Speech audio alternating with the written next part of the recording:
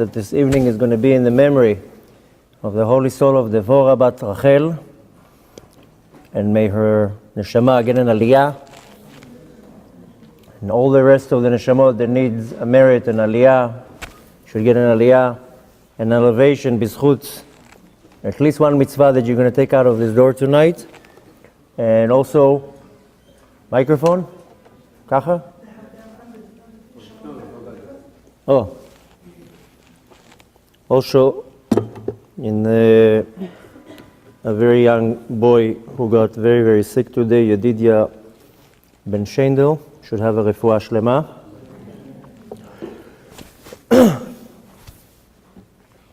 So we want to talk about marriage today, and we want to talk about many other things that has to do with marriage. And really, this topic is so important that I can talk now for 5 days straight, and it's not going to be enough. And it's not spoken enough, the whole concept, from beginning to end. And it's one of the most neglected topics. Even though you hear about it a lot, about Shlom Bayit, and people all day long, they're looking for the other half. But the reality is that the whole world was created for one purpose. Many people ask, why did God create the world? Why do we need the world? So the Kadosh Baruch Hu answers, I created the world because I wanted to do better to my creatures. Ratzah Kadosh Baruch Hu lativ im bruav. Kadosh Baruch Hu wanted to give us a bonus. So He created the world. So the whole world was created in order to elevate us to a higher level. The whole world was created for the purpose of what's called yichud, unity. And we see that right when the Torah started, it's already talking about a marriage. So ultimately we came down to this world to get a bonus. Kadosh Baruch Hu wanted to give us a bonus. But for that we have to work. You don't get anything for free. Now most people, they live their life, half part of their life, they're just dreaming on the day that they're already going to get married. You see little girls, my 12-year-old girl who puts all sorts of white shmatas on her, pretending she's a bride, and she takes her young brother, tells him, okay, you're the groom, stand here, say yes, no, stand over there, no, move back. Trying to boss him around already now, what type of a wife she's going to be. And then my other one, she's 3 years old, she takes my 5-year-old, okay, you're my husband, I'm the wife, she puts a shmata on her head. She's just bossing him around. Go give me this, go give me that. So my daughters are very bossy, taking over her mother's. No. My wife is tzadikah. From the day we come to this world, we start already dreaming of the day I'm going to get married. And we start fantasizing how she's going to look. She's going to be blonde. And she's going to be beautiful. And he's going to be muscular, and he's going to be like this, and you start building all these fantasies for 20, 30 years. That's the problem, is those fantasies. When I was looking for a shidduch, I came to my Rav, and he told me, what are you looking for? I said, I don't know, like this, like that. So he told me one very good tip. And he told me, before you go on a shidduch, look around the universe and see if something what you want is created even. Because it might not exist. The reality is that our entire life, before marriage and after marriage, is all circled around one thing. As we came to this world, the first mitzvah that we got, pruvu, you should be multiple, you should multiply and be fruitful. So right from the beginning, the Kadosh Baruch Hu already told us, that's the purpose. I want you to be together, I want you to have a unity, build a family life, and that you should have a continuation. And something will continue, another generation. So the main part of our life is marriage.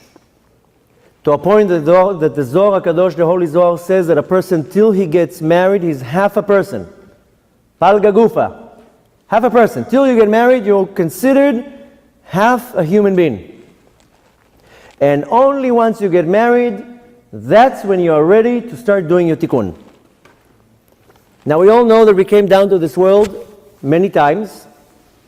We come on a journey in a reincarnation. The Ari HaKadosh, that we're still celebrating his Yartzeit today, his Hilula, he explains that we all come down to this world to do all 613 mitzvot in thought, speech, and action. And as many as reincarnation that it will take us, that's how long we have to do it. But we have to do all 613 mitzvot in all three levels of serving: thought, speech, and action. Most of the people take some couple reincarnations. We only know of two individuals that did it in one shot: David HaMelech and the prophet of Daniel. These are the two individuals that ever, when came down, did all 613 mitzvot in thought, speech, and action and left. There's no reincarnations of David HaMelech. There's no reincarnations of the prophet Daniel. But we're not in that level, so we come back here. Now on the way, we also kind of messed up some things in previous lives, so we have to do a tikkun. We have to fix something. The Zohar Kadosh explains that the man and the woman is the same soul. That's why Adam HaRishon, when he was created, look in Sefer Bereshit, it was Adam was in the front and Chava was in the back. They were one body, one soul. The Zohar Kadosh explains that there's a certain malach, an angel, that before the soul comes down to the world, he cuts the soul in half. The male part of the soul jumps into the male, and the female part of the soul jumps into the female. And then they fall in different places in the world. One falls in Brooklyn, another one falls in Los Angeles. The whole life they're searching for each other. Finally they meet. There's an attraction, because each and one of them is holding a spark that belongs to the other. So there's a certain attraction right away. And assuming everything is done kosher in the right way, they go into a chuppah. If the chuppah is kosher, not that you're eating the chuppah, right? Rather that the chuppah has to be done according to the laws of Moshe, Kadat Moshe B'Yisrael. You have to have kosher witnesses, and so forth. At the time of the chuppah, that's when the Kadosh Baruch Hu sews the souls together. And then they can start doing their tikkun. Now the point is that most of us don't know what's our tikkun. And if we would know what's our tikkun, then it would be much easy to apply it, to do something, to do what I need to do. But we don't know. The basics of our existence is to refine ourselves. The mitzvot we have to do, that's the food for our soul. Learning Torah, it's the air for our soul. The same way that you don't prevent yourself from eating food or breathing, then you have to give your neshama, your soul, food and air. Torah and mitzvot. But the main avodah that we came to do in this world, it's called tikkun hamidot, refining my character. The great Talmid of the Ari HaKadosh, Rabbi Chaim Vital, says that Torah and mitzvot are very important, but our main avodah in this world is to refine our character. And that can take a person an entire life to refine one character. And the Kadosh Baruch Hu makes sure that each and every one of the people in my life is a certain mirror that shows me what I have to do. So one person will get a very annoying father, one person will get a very annoying mother. One person will be unlucky, will get two annoying parents. But they are the mirrors. Some people will get some annoying brothers and sisters. The reality is that there's always annoying people in our life. They're annoying us because something's wrong with me, not with them. I'm getting annoyed because I have a problem, not them. They don't have a problem. I'm just looking in a mirror and I'm not happy with what I see. The ultimate mirror is my other half. My wife or my husband. The problem starts that throughout my life, when I'm waiting for that person, I'm starting to build this fantasy. And the thing is that the souls, they're separated from each other. So they miss each other. So till you get married, you have some type of a void in you. The Gemara calls a woman avuda, lost. Why? Because the husband keeps looking for her. She's lost. He can't find her. And as we grow, unfortunately, we are brainwashed by society. So we have certain standards that we are defined that that's how my husband should be. He has to have a degree and a fancy car and a lot of money, and his family should be like this, and he should be like that. And the men look at it completely different. She has to be tall, at least 6 foot. If she's 5'9", I don't want to look at her. And she has to be beautiful, and she has to be gorgeous, and she has to be thin, and she has to be like this, she has to be like that. Unfortunately, we get into our minds some type of a design how we think our other half should be. And there was a very special individual. He passed away a few years ago, and he was known to prep people for shidduchim. And you know what he would tell both the boy and the girl before they would go on the shidduch? He would take them to a mirror, and he would tell them, look in the mirror, stare, and then he would say, you are not that great. Now go out on the date. First of all, before we even start, we have to understand that throughout our life, whether it's coming from movies, whether it's coming from TV, whether it's coming from anything around us, our opinion is being programmed already what I'm supposed to look for, which is usually the complete opposite of what my other half is. The problem is why many people do not find their other half is because the wrath of expectation is beyond normal. There's not even such a person even. And then, oh, she's not beautiful enough, he doesn't have enough money, no, he was annoying me the first date. That's the first problem, is that our wrath of expectations is outrageous. It's not normal even. There's no connection to the reality. And this wrath is not normal from one problem, is because we all have an ego. And the bigger the ego, the wrath gets higher. I'm so perfect, so he has to be perfect. And I'm so smart that he has to be at least smart as me. The reality is that our soul is divided in half, so my other half is not necessarily how I want it to look. It's what I'm missing. So the right way to come into the shidduch and in the entire life of marriage is to understand that my other half comes to fix me, to correct me, to refine me. And I'm doing the same thing to her. When the Kadosh Baruch Hu created Adam, then he sat down and the Kadosh Baruch Hu brought all the animals to him, and Adam HaRishon was in a very, very high level, spiritual level. He started naming all the animals. And then he noticed that all the animals, they have a mate. In Hebrew, you see that most of the animals, each gender has a different name. A lion, a male lion is Aryeh, but the female is Leviah. And most of the animals, a cow is Para, and an ox is a Shor. Almost each animal in the Hebrew language has a gender, the gender has a different name. So Adam HaRishon got very upset. How come I don't have a wife? So the Kadosh Baruch Hu says, okay, no problem. I'm going to create for you one. Evra lo ezer kenegdo. I'm going to create for him a helpmate. But the words in Hebrew that he says, ezer, a helpmate, kenegdo. Either to oppose him, or either to be against him, or either to be just a mirror. So Rashi says, if he merits, that she's an ezer, she's a helpmate. If he doesn't merit, that she's nigdo, she's going to be against him.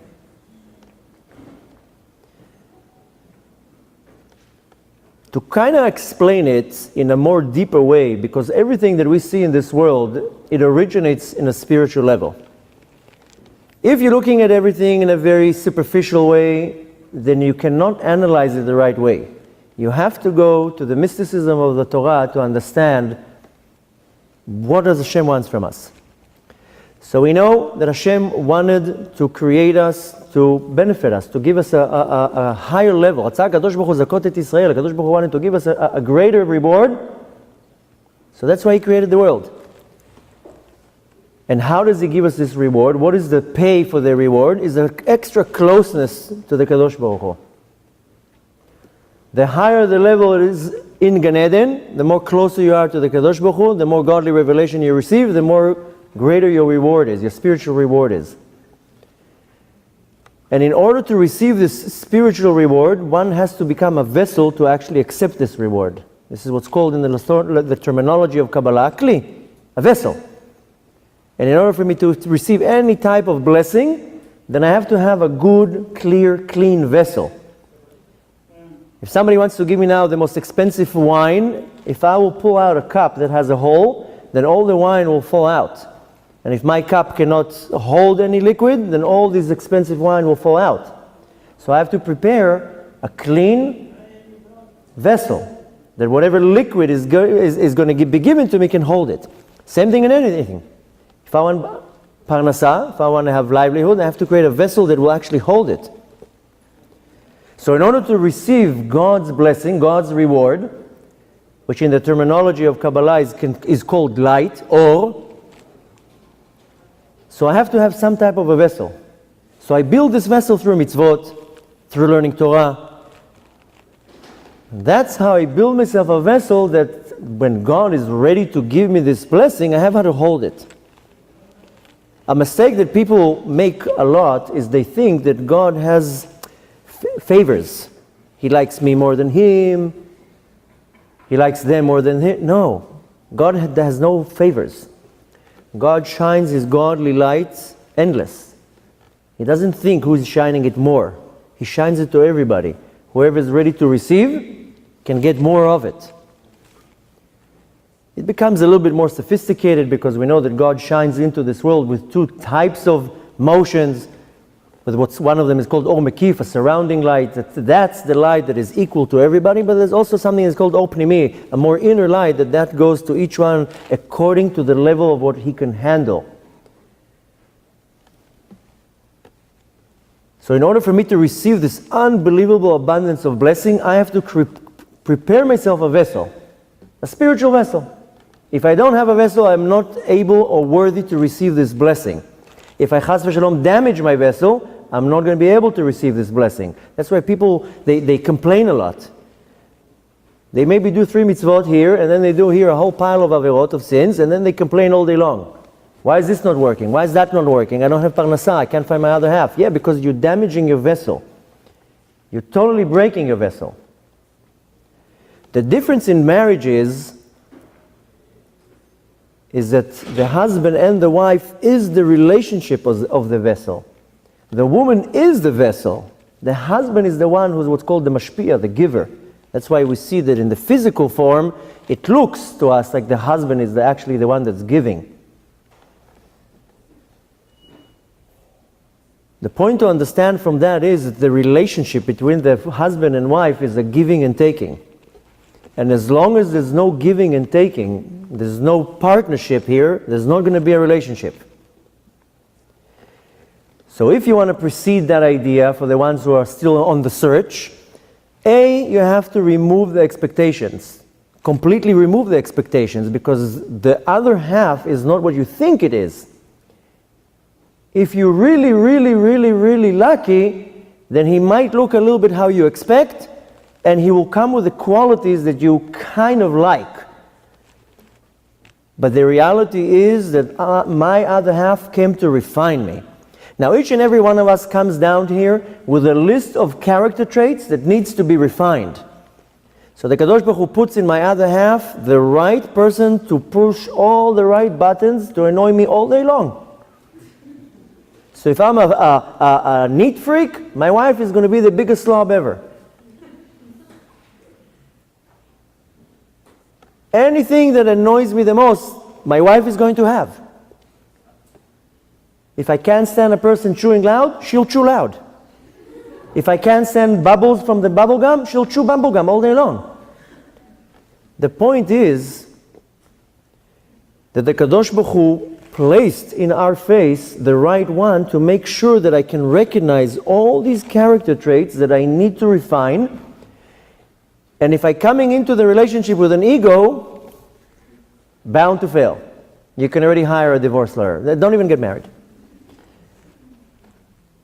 This is our problem, is our ego. Now marriage is not about a fancy wedding and then living in a house and living in a dream and that you walk in the street holding hands. And before you go to bed, you tell each other how much you love each other and you kiss. That's not marriage. That's maybe in the movies it works like that. Or in the first week of marriage. That's not marriage. You want to walk hand in hand? Do that in the first week. After that, you don't want to do that. The point is that marriage is not about a fantasy. Marriage is about correcting what I'm supposed to do in this world. Marriage is a tikkun. It's the ultimate tikkun. I came down here to this world to fix things that I'm missing, and the marriage is the tool for that. Now forget about everything around it, that later on you create a family, then comes kids.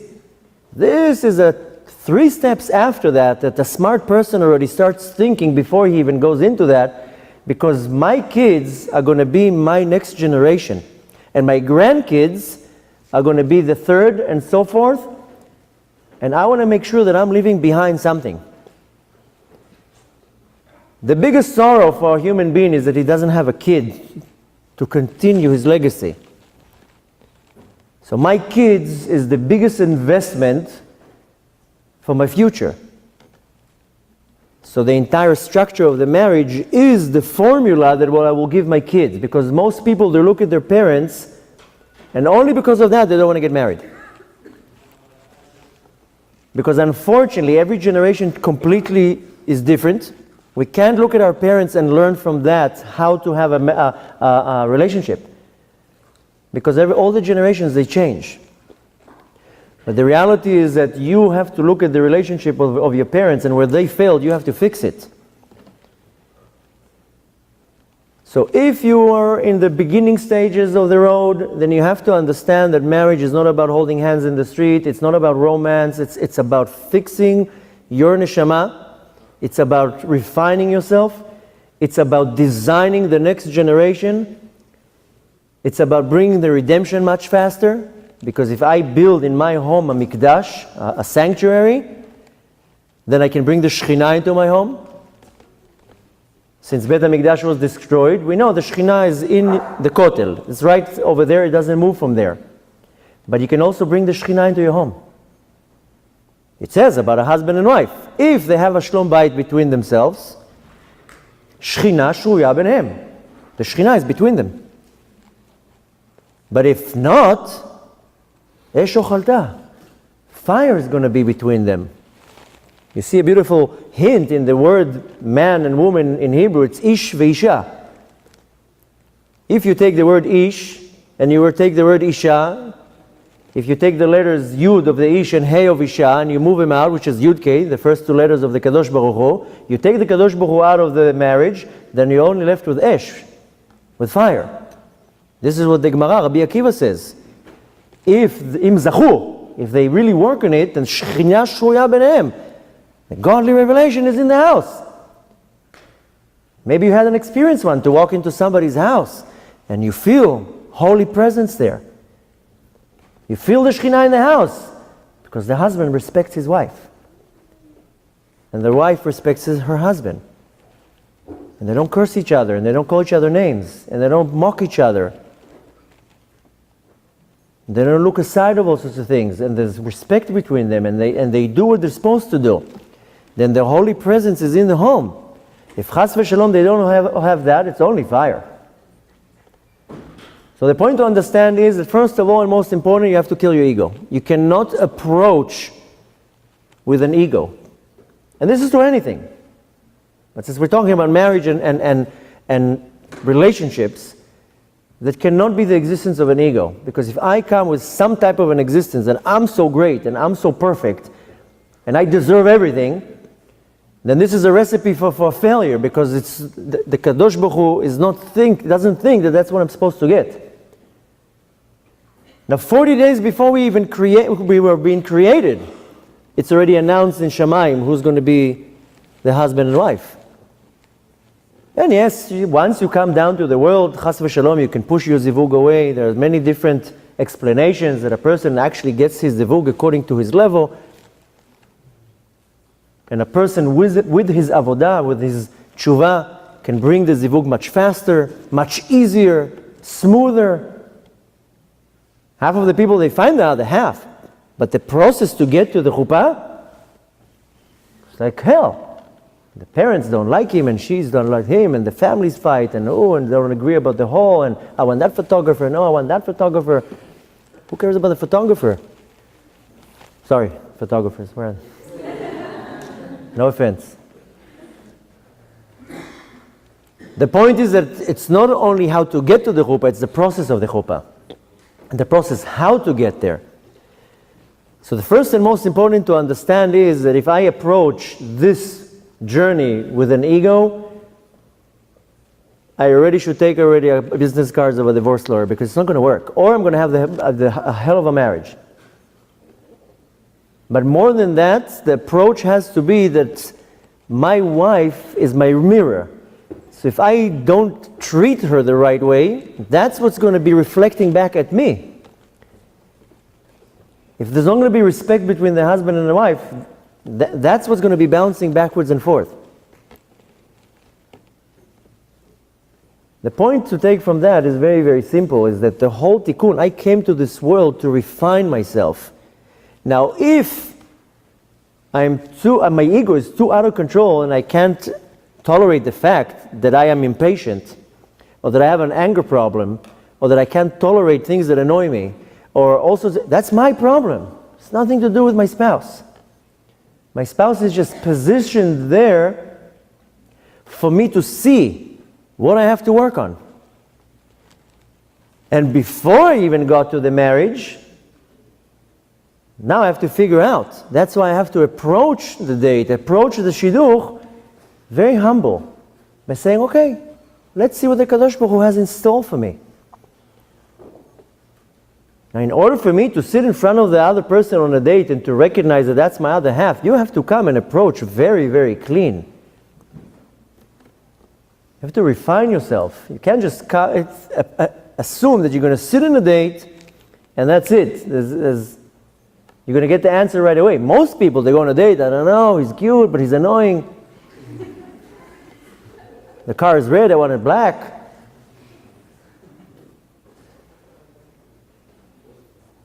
One needs to really refine themselves in order to sit in a date and understand right away, that's my other half. Why? Because I don't like him.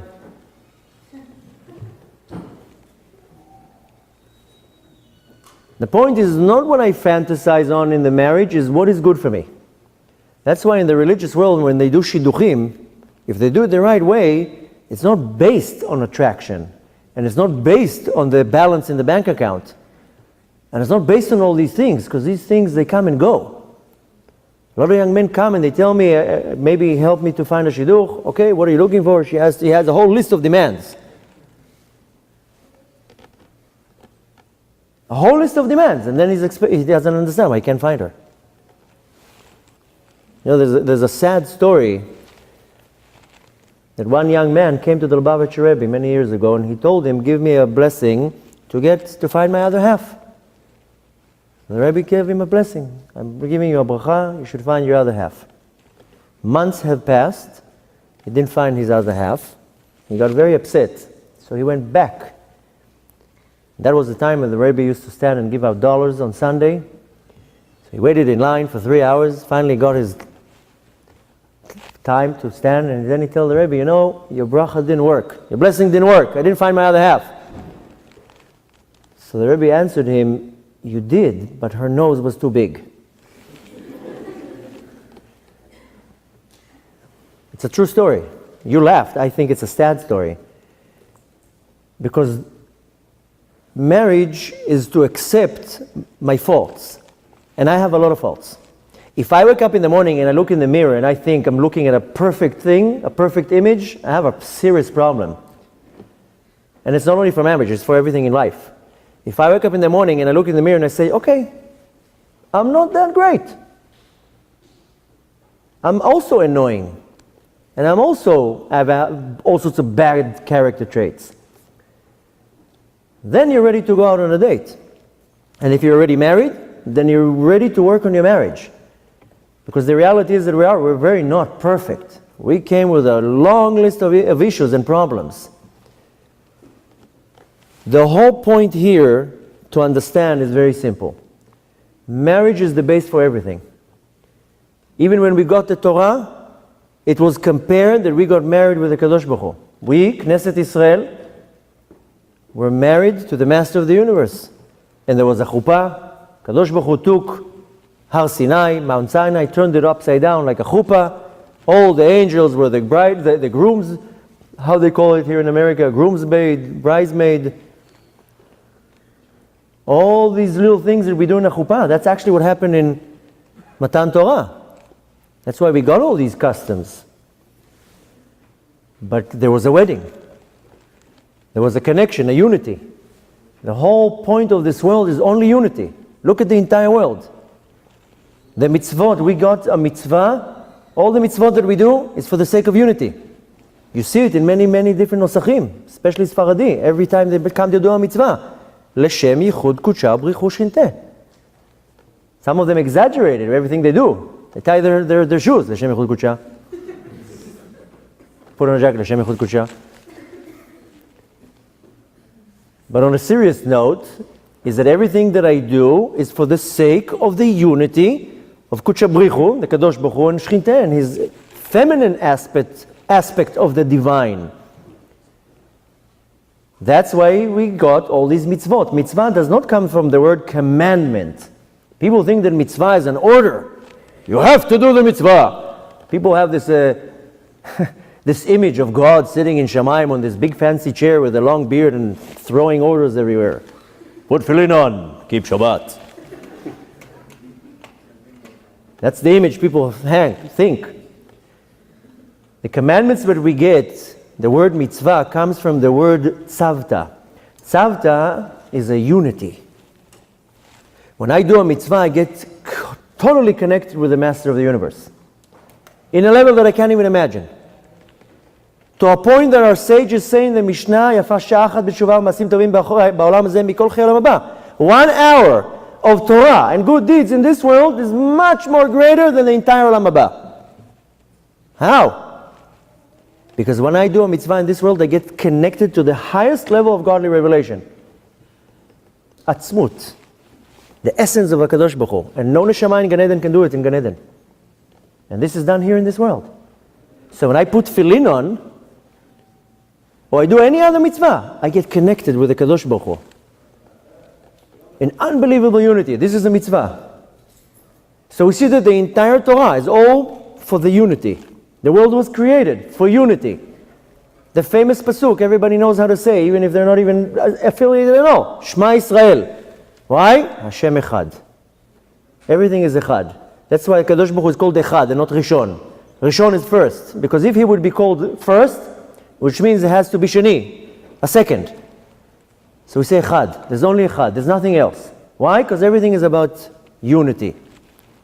The Zohar explains that Shema Yisrael Hashem Elokeinu Hashem Echad is what's called Yehuda Ila'ah, a higher level of unity. Baruch Shem Kol Malchuto is Yehuda Tata, a lower level of unity. The whole Torah is based on unity. So the Kadosh Baruch Hu puts me in this world and he tells me, okay, now I want you to create a unity in this world so you can bring me into this world so I can manifest into this world.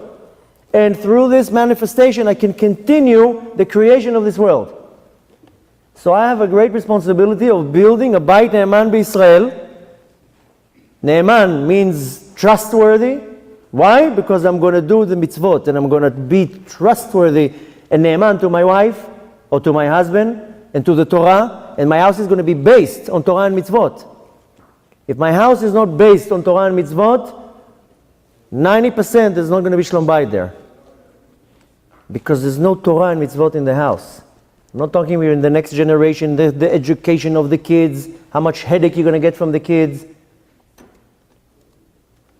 So the Kadosh Baruch Hu comes and tells me, listen, I created you in this world so you can bring unity to the world.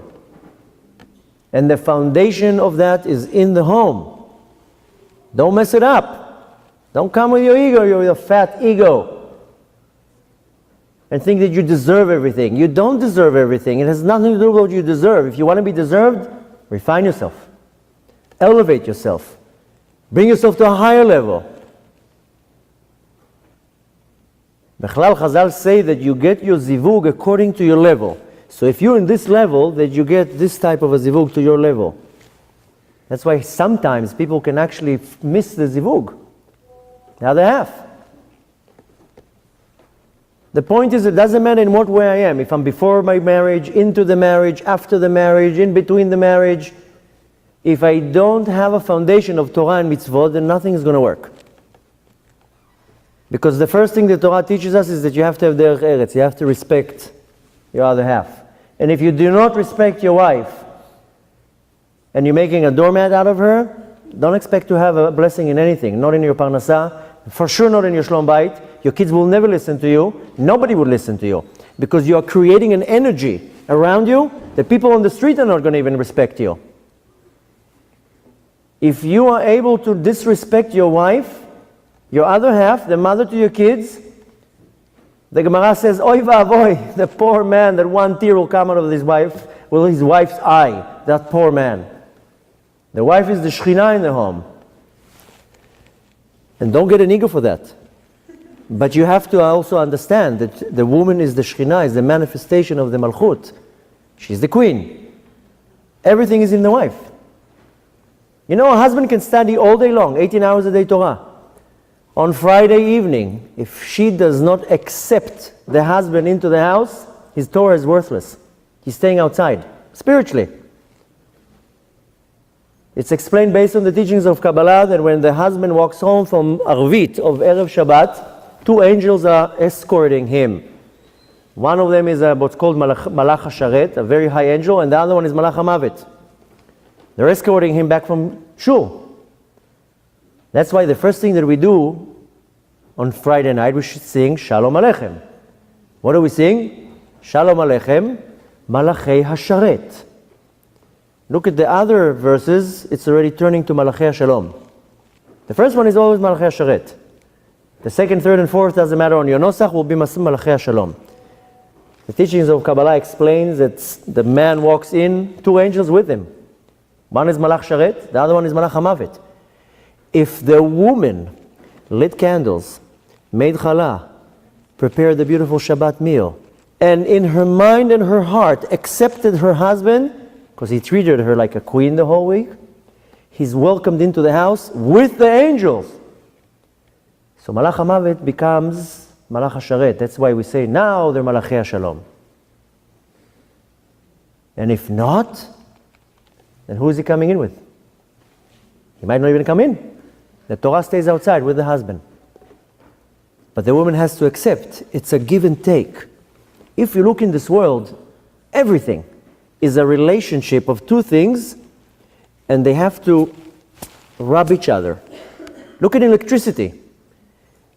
You have one wire is the plus, one wire is the minus. Take one wire, nothing works. Take two wires, put them together, starts giving and taking, giving and taking. You can take like two bottles, put in one bottle oxygen, one bottle hydrogen. You're going to look at the bottle, you don't see nothing. You can't see gas. You open the bottle, you smell it, you can't smell anything. Totally transparent. There's nothing. Can't hold it, can't smell it, can't see it. Take it now to a chemist. He's going to put them both together. Two of the hydrogen and one of the oxygen. Whoop! A drop of water. Drop of water from something there's nothing there. H2O. How? Because the secret of this universe, of this world, is when you take two things that are opposite from each other, you rub them together, it will create something. How do you light a match? You need to strike it. Almost anything you're going to look in this world, you want to create something, it has to be two entities that are completely opposite, and they have to be rubbed against each other. So Kadosh Baruch Hu puts in front of me a completely different entity. And we constantly have to rub against each other. Not physically. Physically too, but you don't want to rub too much each other. But you need to have this spark. That's this giving and the taking. And if I'm coming to the relationship only to take, there's not going to be nothing to take after a certain while. So both sides have to come to the deal. It's a deal. It's a business deal.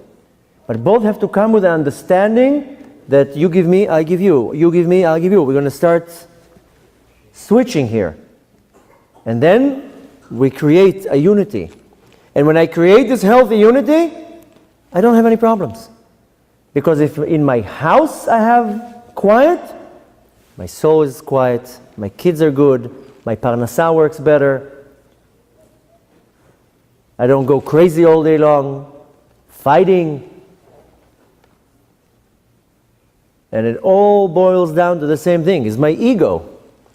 My ego, my problem. I am the right one. She's at fault. You know what's the funniest thing? Couples come to me for counseling. And I sit them first separately. All I hear, she's annoying. She does this. She does that. He's dirty. He's a slob. The underwear is on the floor. They're only talking about each other. Neither one of them is saying, you know, I have a bad habit and she can't stand it. Nobody says that. Nobody has the guts to say, you know, I'm a little bit annoying because when I come home from work, I start screaming and she doesn't like it. Everybody says on the other hand, no, it's her fault. I didn't do anything. I'm 100% good. You're not going to be able to refine yourself spiritually if you don't have another half, a spouse. So you have to respect the other half. That's your personal trainer. Comes to design you. See, this is your faults. You have to work on your patience. Okay, so Hashem is going to put something in front of you. You have to work on your anger. Hashem is going to put the right person in front of you. You have to work on your forgiveness. Whatever it is. You make your own calculation, what you have to work on. But the point is that it has to be a give and take relationship, and I cannot give or take if there's only one party to the relationship. So it doesn't matter on which part of the process you are, you have to totally decode the program that was already there before and start completely new. The basics of all is to keep Torah and mitzvot. There's no loophole here. People think that if I don't keep Torah and mitzvot, things will work out. That has nothing to do with it. Without Torah and mitzvot, nothing will work out. Has to have these basics. But then I have to reprogram myself and I approach the date or the marriage and to understand it has nothing to do with me. It's not about me. It's about her. Later on, it's about my kids. I walk home. Before I walk into the home, I take a step. I take a breath for 1 minute. I leave all the headache and the junk that I accumulated the entire day outside, and then I walk into the house. So instead of start screaming everywhere because I had a bad day and somebody annoyed me, and this didn't work out, and that didn't work out, and now everybody's doing my way is my target, then you take a minute, and you wait outside of the house, and you leave this baggage behind, and then you walk into the house. And you understand that other people also have emotions. And the more you hurt another person, the more back they go. This is the logic where I don't understand, and it's mainly with husbands. They think that they can humiliate the wife, disrespect her, make fun of her, humiliate her, use her, etc., etc., and then they don't understand why they're not getting any respect from anywhere, and nothing works out. And the point is that unfortunately in many different sects, it became a normal thing. So the woman thinks, okay, I'm a shmate, I was born to be a shmate, so let him do whatever he wants. That's a very bad attitude. You know what it says about the woman? Kol kevuda bat melech penimah. The entire essence of the woman is that she has to be more respected and more honored. And you know, that sounds like a cliche, but that's what they say, a husband that makes his wife a queen will become a king. And a man that wants to be successful in business, in his community, whatever he does, it's only measured by how much he's respecting his wife. And it will all boil down to the same thing, that if I am a God-fearing person, then by default, without thinking too much, I'm going to respect any human being. But so much more so my wife. the more I'm removed from the Kadosh Baruch Hu, the level of respect for any human being starts diminishing. That's why I walk in the street and I think everybody owes me something. This comes from the worst character trait, which is called ge'ava, pride.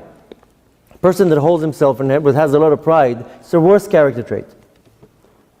From ge'ava, that will start birthing character traits like anger and jealousy. The opposite of anger, of pride, is humble. The more humble a person is, by default, Hashem already elevates him.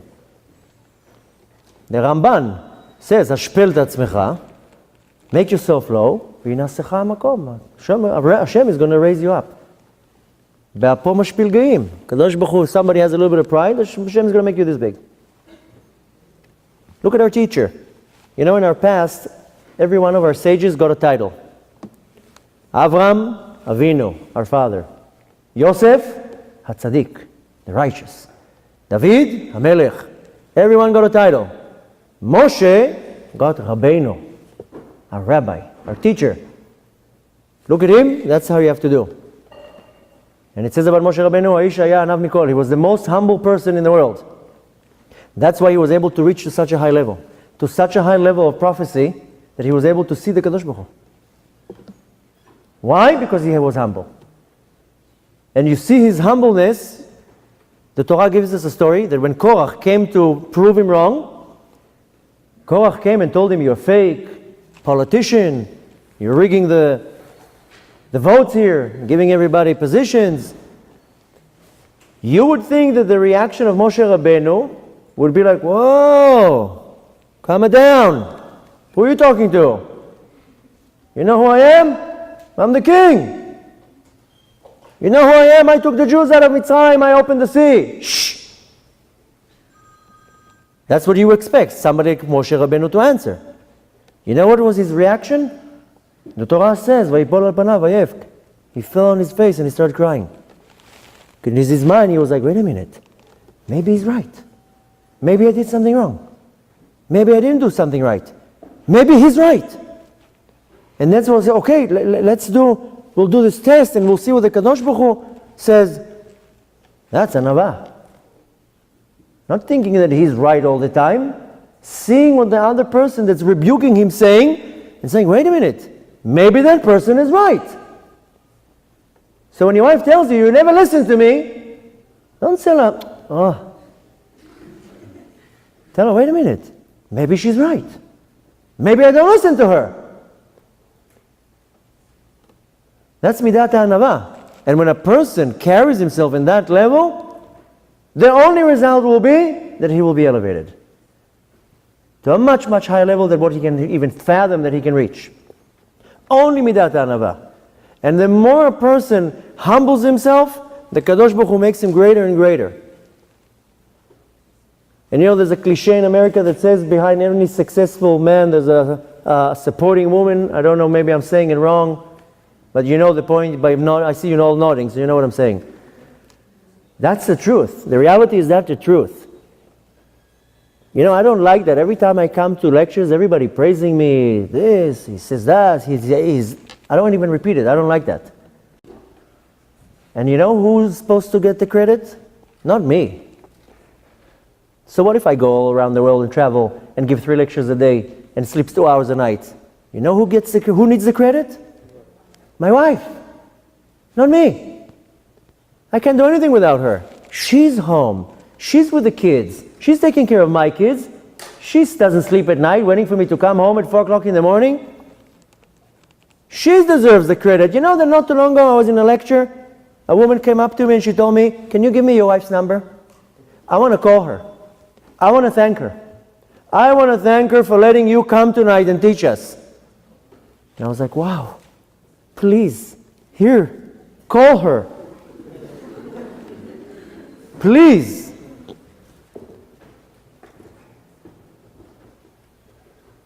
Because behind any successful human being or a husband or whatever, however you want to call it, there's a wife standing behind.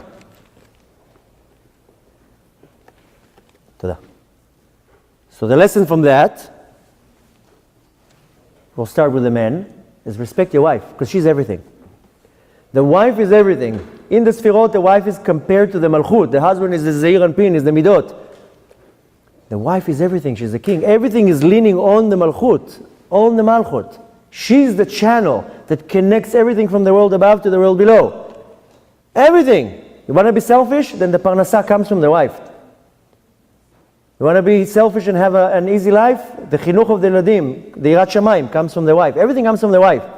You can sit now in a yeshiva for 5 hours and learn Gemara. One word is not going to penetrate into your brain if your wife is not allowing it in the spiritual level from sitting at home. She gets your sachar when you learn Torah. She allows you to learn Torah. You can learn all day long in yeshiva. If your wife is upset at you because you slammed the door in the morning, you're wasting your time. Nothing's going to penetrate in the brain.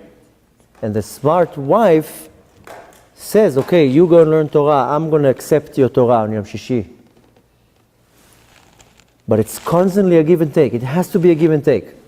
And if you're not prepared to give and take, then don't go on Shidduchim yet. To meditate in your mind and say, whatever the Kadosh Baruch Hu wants to give me, I'll accept. When I went on Shidduchim, I didn't say, oh, I want her to be 5.8 and maximum 24. 24 in 2 months, I'm not accepting her. It's nonsense. This is the things people tell me. Last week I meet a guy, he's 44. He's like, she has to be maximum 26. Why would she look? Why would a 26-year-old woman look at you? You have her age. You double her age. Why would she look at you? No. She has to be 26. And if she's 27, no? The point is that when I went on Shidduchim and many other people, and they asked me, what do I want? I said, I don't know. I don't want anything. Whatever the Kadosh Baruch Hu gives me, I'll deal with it. He's going to give me a good mirror. I'm sure he's going to give me a very good mirror. And the more you humble yourself, what is given to you is 10 times greater. A, because you accept it with open hands. So it comes, you accept it with the faults. You're not that perfect. Look in the mirror every day and say to yourself, okay, I'm not that perfect.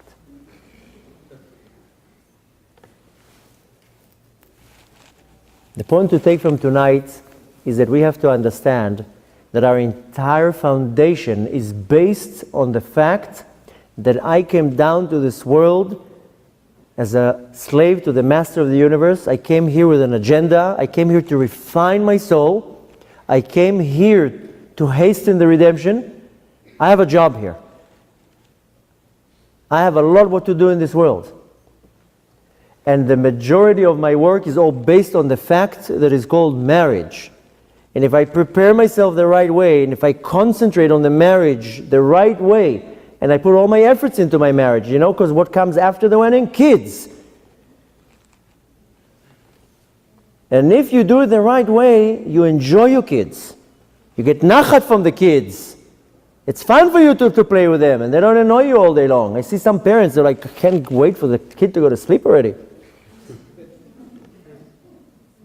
What kind of an answer is that? I never heard it. I can't understand in my mind how a parent says to his kids, go to sleep already. That's not healthy. If you're saying that to your kids, you have to reevaluate what's going on. Your kid should not be annoying you. And if your kid is annoying you, you have to reassess what's going on here. But the next thing after marriage comes the kids. And then you have about 30 years to deal with a bunch of little things running in your house. And that's a greater reason why you were created. Because you have to prepare the next generation. The next generations of the Jews that are going to take over. That are going to have the right midot. They'll have yirat shamayim, they'll be God-fearing, they'll have avat Israel, they'll love the Torah, love every other human being. You are a billboard in the house. So my entire day should be focused on the fact that I'm hired here. This is my job. And the same way that how I would want to be treated, that's how I have to treat my wife or my husband. What you hate, you don't do to your spouse. You don't do it to anyone, but so much more so to your spouse. And this, again, all boils down to the same thing as the ego. Remove your ego, you're not going to have a problem. You're going to find your other half like that. You're going to have the best marriage ever. Now, it doesn't mean that all day long, like I said, you're going to holding hands and kissing at night. That's not a good marriage. That's not what defines a good marriage if you hold your hands with your wife. What defines a good marriage, that you have nachat ruach. Sheket. Shh. I'm happy to come home. I'm comfortable in my home. I don't have to sit outside with my buddies all night because I can't stand to see my wife's face now. But that's the reality. Everybody's laughing. The reality is that people get to a point that the marriage is so hard that they can't stand each other anymore. And they're their other half. It is the zivug. Just the ego is so out of control. They can't stand each other to a point that they just look at each other like, oh. So a good marriage is not necessarily all the romance and all that stuff. A good marriage is that you're happy. That you are happy inside, that you have simchat hanefesh. A person that has a bad marriage is suffering from inside unbelievable turmoil. And of course, right away, divorce. Which in very few cases, that's the answer. In most of the cases, that's not even the answer. Just work on it. There wasn't divorce lawyers 600 years ago. They would work on it. So the point is that if I can get to a point that I can live in peace with my spouse, at the end of the day, I will live in peace with myself, and at the end of the day, I will be in peace with the Kadosh Baruch Hu. And if I can't figure it out with my wife or my husband, I will never be at peace with myself, and for sure not with the Kadosh Baruch Hu, with the Master of the Universe. So to summarize, I can summarize it with one word. Ego. Take the ego out of the equation, that's it. You're good to go. To work on yourself, to humble yourself, and this will not only affect your marriage, it will affect anything that you do in your life. And the reality is that every act that you do, you're creating some type of energy around you. You humble yourself, you respect any other person, you walk in the street, people by default will smile to you, will be nice to you, will be courteous to you, they'll respect you. Because the energy that you're projecting around you, you're not walking like full of gava, full of pride. People can't stand that. Who wants to stand that? Nobody wants to be next to a person like that. Humble yourself. Trust me, you're going to be the most successful person in the world just by humbling yourself. So the point to understand from here is the entire basics and the foundations of marriage is not about all the bells and whistles, it's about refining myself, creating unity in this world, bringing the next generation to the world, designing the next generation to the world, ultimately bringing the Master of the Universe into the world. It's not about me and it's not about my comfort zone. It has nothing to do with it. And as long as you're holding to the me, what I want and what I need, and I need to be comfortable, it will never work out. You're going to bang your head in the wall all day long. And then you'll find yourself 10 years later, it's not working out. That's why you see people, Hashem Yerachem, unfortunately in our generation, people in their 30s, in their 40s, they can't find their other half. They cannot find their other half, because there's too much mess going around, exactly like the story I told you before. You met her already, but her nose was too big.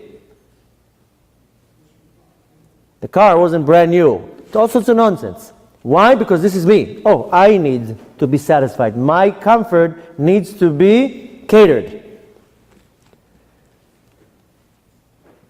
So the trick here is the more you humble yourself, by default, everything will work out much, much better. And this is the hardest work to achieve, is to work on myself on a daily basis, that I have to diminish my ego, I have to work on my midot, I have to refine my character trait. And the more I do that, the higher I will raise. Constantly I will raise, more and more and more. The more I lower myself, the more I'm cleaning and creating this vessel that all this godly light, this hashpa'ah, this blessing, you can get. I have to receive this blessing from the Kadosh Baruch Hu. So Bezrat Hashem, besides hearing all sorts of information, is how you apply it. The bottom line is how you leave the door. You have to apply now a few steps. And the steps that you need to apply is that I have to work on myself. I have to humble myself. I have to refine myself. It can only be done when I keep Torah and mitzvot. It cannot be done. This is one of the components that cannot be removed. Because any relationship that doesn't have Torah and mitzvot in it will not work. Even if you find the other half, it's going to be rocky. It's not going to work at all. Because the Torah and the mitzvot is the foundation. That's why we say, when you get a blessing for somebody to get married, Kedat Moshe b'Yisrael. Why don't you say any other thing? No, because if you want the foundation to be strong, it's Kedat Moshe b'Yisrael, what the Torah tells you to do. A house without Torah, there'll never be the Shekhinah in there. And I can tell you from experience from thousands of couples, their true happiness only comes when there's unity. You can have millions of dollars. If you're not happy with your wife, your money is worthless. You can have anything that you want. If you're not happy in the relationship, everything is worthless. So the foundation of all is I have to keep Torah and mitzvot. More than that, I came here to refine myself. I have to understand my other half is my mirror, and I have to accept it, and I have to work on the fact that, I have issues with anger, and I have issues with patience, and I have issues with tolerance, and I have issues with forgiving. It's my issues. I'm the problem here, not everybody else. You live with this way of thinking, everything in your path will fall to the right place. If you think completely different, that somebody needs to cater you, it's all about you, nothing will work out. So if you want to take something out of this door, is the fact that I am nothing. Avraham Avinu says, Va'ani afar ka'efer, I'm dust. I'm nothing. We say it in Shmona Esrei, V'nafshi ka'afar kol tiyeh, I'm nothing. Once I'm nothing, then I become something. As long as I'm something, I'll never become anything. So you want to go you starting from here to go on Shidduchim, you have to prep yourself. The more you subdue, you'll get much better, much faster. You give from here, it comes from here. Look now at modern medicine. I'm not the biggest advocate to modern medicine, because modern medicine is just giving you a chemical in a white pill and shut up. It numbs everything down. And our generation is a numbing generation. Here, take, numb down. Shh. You have a headache, here, take a pill. You have a pain, here, take a pill. You're depressed, here, take a pill. This is not a solution. This is just numbing the problem. What's the real solution? Is addressing the problem. Now, if you look at ancient medicine, you go to a Chinese doctor, you tell him, my shoulder hurts me, he pokes your knee. No, I told you my shoulder hurts. Pokes your knee. Yeah, but I still did the shoulder. Shh. We have this for thousands of years. Trust me. The point is that you looking at a problem and you're trying to address it in a direct way. It doesn't work like that. The problem is from here, you address it from here. And you address it by you working on yourself. If you have problems in your marital life, it's you, it's not the wife. You have problems with finding your shidduch, it's you, it's not the husband. When you accept this way of thinking, that's how you find this, because you address the problem. You don't numb the problem. And it works both ways, before the marriage and into the marriage. Into the marriage, it's 10 times more. Because it's much easier to numb a problem with a fight. Shut up!